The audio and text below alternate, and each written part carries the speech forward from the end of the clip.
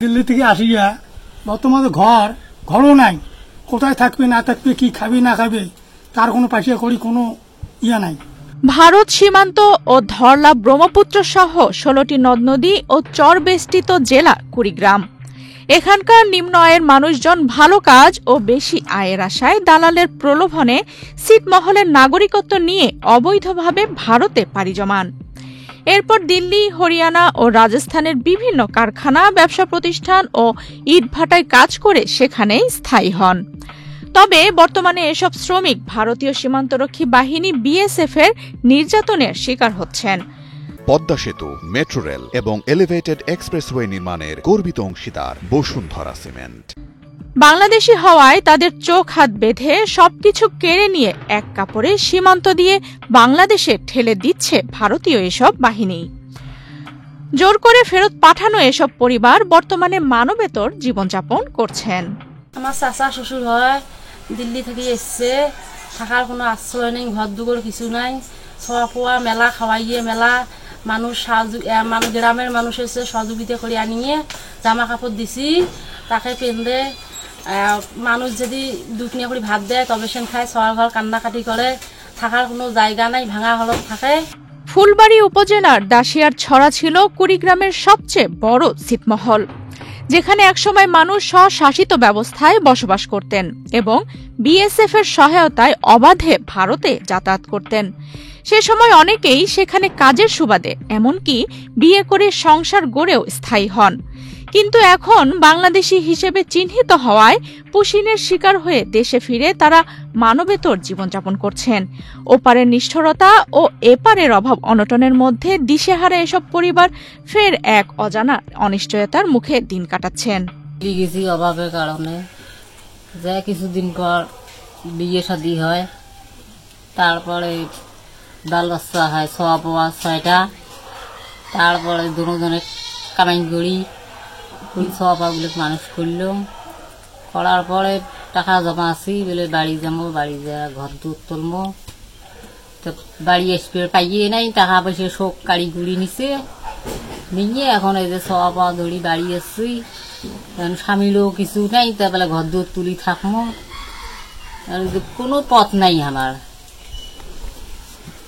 এটি করবার জন্য আমরা বাঙালত আসছি, স্বামীরও কিছু নেই, তাহলে তাই কিছু করবি, কারো দয়ালু থাকে, কারো যদি সাহায্য করে তো ভালো হবে। আমার কষ্টের জন্য এই বাচ্চা ধরি দিল্লি গেছি কামাই করবে, দালাল ধরিয়ে আমাকে পার করে দিছে, আমি কামাই করছি, টাকা পয়সা চলে আসলো, ধরাধরির সময় আমাকে ধরছে, আমার সব কাড়ি নিছে, নিয়ে আমাকে দিয়ে বেড়েছে আন্দারত 12টা 1টার সময় পার করে দিছি, ধর্মপুর দিয়ে পার করে দিছে। আমাকে কিছু নিবেদ দেয় নাই, খালি শুধু পেনের কাপড় জামা এলে নিবেদ দিছে। আমরা দেশত আসছি, বাড়ি ঘরদূর নাই, রাস্তা রাস্তা ধরি কি কর্ম মাইসের বাড়িতে করি আছি, কি কর্ম দিছে নাই আমার। ঘোগরাকুটি গ্রামের সেকেন্দার আলী পরিবার সহ 2011 সালে সচ্ছল জীবনের আশায় ভারতে পাড়ি জমান। সেখানে টানা 14 বছর কাজ করেন এবং মহাজনের কাছে নিজের পরিশ্রম করা টাকা জমান। কিন্তু সম্প্রতি বিএসএফ এর পুশিনের ফলে সবকিছু ফেলে শূন্য হাতে দেশে ফিরতে বাধ্য হয়েছেন। বর্তমানে ছোট ভাইয়ের বাড়িতে আশ্রয় নিয়ে নিঃস্ব সেকেন্দার আলী খেয়ে না খেয়ে পরিবার সহ দিন কাটাচ্ছেন। ওটা কিছুদিন কামাই করিয়া বিয়ে করছি, বিয়ে করিয়া তারপরে ছোয়া পাওয়া আছে 6টা, কিছু কামাই করতে করতে ক্যাশ কিছু করছি, ক্যাশ ফ্যাশ আমার কিছু বন্ধু দেয় নাই, হাতের মধ্যে 40 টাকা করি আমার বাংলাদেশ পাঠিয়ে দিচ্ছে, এখন কামাই দিতে এটা খাই, এখন কামাই কাজ নেই, কী করি, বুদ্ধি নেই, নাই ঘর একটা, এখন এইভাবে জীবন বসবাস করবেন। আর কামাই দয়ালু থাকে, এখন দয়া করে।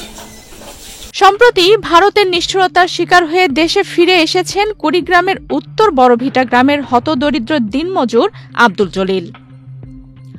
ধরপাকড় শুরু হলে পরিবারের 9 সদস্য সহ ভারতে কাজ ছেড়ে দেশে ফিরে আসেন তিনি। বর্তমানে চরম অনিশ্চয়তার মধ্যে দিন কাটাচ্ছেন। বাড়ি আছে উত্তর বড়ভিটে, অভাবের কারণে খাওয়া বউ নিয়ে ধরা পাকড়া চালু হচ্ছে। অভাব আমার সব সামানপাতি গাড়ি নিয়ে ফেলে দিয়ে পার করে দিচ্ছে। পুলিশ আমাকে ধরিয়ে থানা আনছে। এখন থানার থেকে আমার বাড়ির লোকজনরা আনছে, আনিয়ে বাড়ি আসছি। এখন ঘরও নাই, বাড়িও নাই। এখন চলার মতো তো আমার কথাই নেই, ঘর বাড়ি নাই, করে থাকি, কি করি খাই। আব্দুল জলিল, আমিনুল হক ও সেকেন্দার আলীর মতো আরও অনেক শ্রমিক পরিবার দীর্ঘদিন ভারতে অবস্থানকালে তাদের কষ্টের অর্জিত টাকা স্থানীয় মহাজনদের কাছে জমা রেখেছিলেন, কিন্তু পুশিনের সময় কেউই সেই টাকা নিয়ে ফিরতে পারেননি। কেউ চেষ্টা করলেও ভারতীয় বাহিনীর হাতে আটক হওয়ার সময় তাদের সর্বস্ব কেড়ে নেওয়া হয়, এমনটাই অভিযোগ করেন ভুক্তভোগীরা। অভাবের কারণে 5 মাসি বাচ্চা ধরি বরাদ দিয়ে পার হয়েছে দালালের সাহায্য। ওখানে 7 বছর কাম করিয়ে জেলে কামাইছি, ধরাধরি হয়েছে, ধরা দিছি, যতগুলো কামাইছি সবগুলো এক গাড়ি চড়ে নিয়ে অন্ধপুর বরাদ দিয়ে পার করে দিছে। আগে আন্দারে সব টাকা পাইছে, যা হলো সব কিছু করে নিচ্ছে।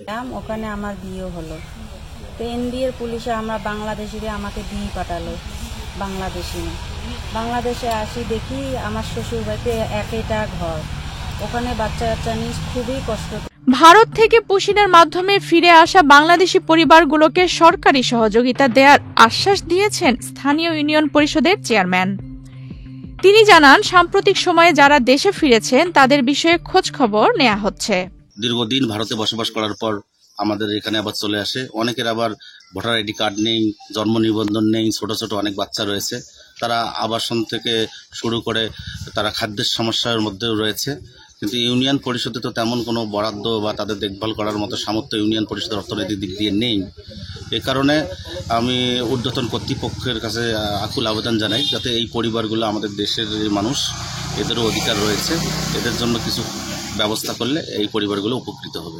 ফেরত আসা কর্মহীন যুবক ও নারীদের নিয়ে নতুনভাবে পুনর্বাসন কার্যক্রমের দাবি তুলেছেন তাদের স্বজনরা। তারা মনে করেন, সরকারিভাবে দীর্ঘ ও স্বল্পমেয়াদী বিভিন্ন প্রশিক্ষণের মাধ্যমে এসব মানুষকে দক্ষ করে তুললে তারা আবারও ঘুরে দাঁড়াতে পারবে এবং সম্মানজনকভাবে জীবনযাপন করতে পারবে। আফসানা রিপা, বাংলাদেশ প্রতিদিন।